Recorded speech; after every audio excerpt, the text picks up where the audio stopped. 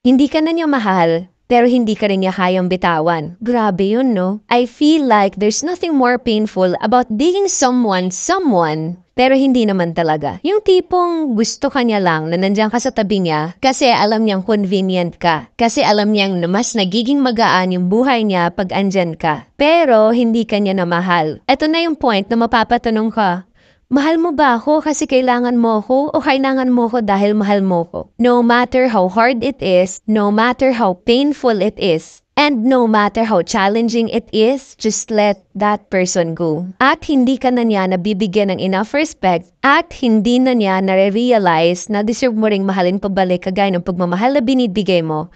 Learn the art of walking away. Learn the art of letting go. Sometimes, there's more beauty to it. Hindi mo lang nare-realize kasi nakafocus ka doon sa nag-iisang tao na hindi mo naman deserve. Trust me, most of the time, it's better to close doors and open new ones to create more opportunities for you at mas makahanap pa ng bagong tao mas magmamahal sa'yo.